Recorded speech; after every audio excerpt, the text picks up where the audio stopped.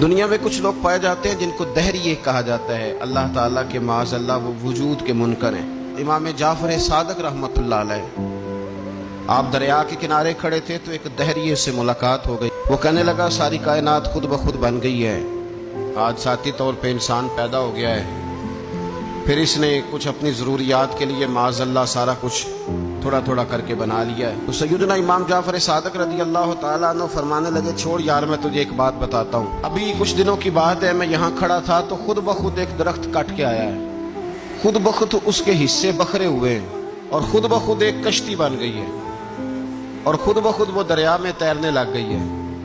کہنے لگا حضور آپ خیال کریں، کبھی کشتی بھی خود بخود بنی ہے، خود بخود تیرنے لگی ہے، یہ کیسے ہو سکتا ہے؟ تو آپ فرمانے لگے بیوقوف آدمی، اگر ایک کشتی خود بخود نہیں بن سکتی تو ساری کائنات خود بخود کیسے بن گئی ہے؟ ساری کائنات کیسے بن گئی؟ اسی طرح امام اعظم ابو حنیفہ رحمۃ اللہ تعالی علیہ ایک چرخہ کاٹنے والی بوڑھی اماں کے پاس کھڑے تھے۔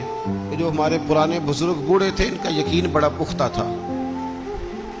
اب چونکہ فلسفے کا دور آیا ہے، منطق کا دور آیا ہے، اب کہانیاں بہت زیادہ ہیں لیکن یقین کمزور ہے یقین۔ تو امام اعظم ابو حنیفہ رحمۃ اللہ علیہ ایک بوڑھی اماں کے پاس کھڑے تھے جو چرخہ کاٹ رہی تھی۔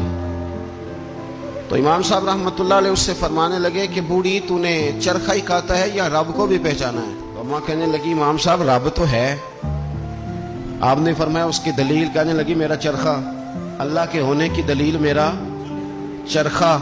آپ نے فرمایا تیرا چرخہ رب کے ہونے کی دلیل کیسے ہے؟ تو کہنے لگی حضور دیکھے نا، میں چلاتی ہوں تو چلتا ہے، میں روک دیتی ہوں تو رک جاتا ہے۔ تو ایک چرخہ یہ ہے اور ایک کائنات کا چرخہ ہے۔ ایک کائنات کا چرخہ ہے کہ سورج مشرق سے نکلتا ہے اور مغرب میں غروب ہوتا ہے، تو یہ بھی تو ایک چرخہ ہے نا۔ تو اگر یہ چھوٹا سا چرخہ بغیر میرے چلائے نہیں چل رہا تو اتنا بڑا چرخہ کائنات میں بغیر کسی کے چلائے کیسے چل سکتا ہے؟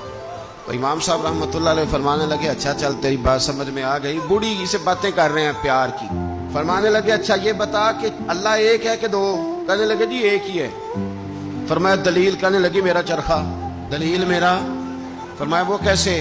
وہ خاتون کہنے لگی حضور دیکھیے نا کہ میں اکیلی چرخہ چلاتی ہوں تو صحیح چلتا ہے، اگر ہم دونوں چلانے والی ہوں تو یہ تیز چلے گا، اگر ایک طرف کو بھی چلائیں، ایک سمت کو بھی چلائیں تو چلے گا تیز، تو تانی پھر بھی ٹوٹ جائے گی۔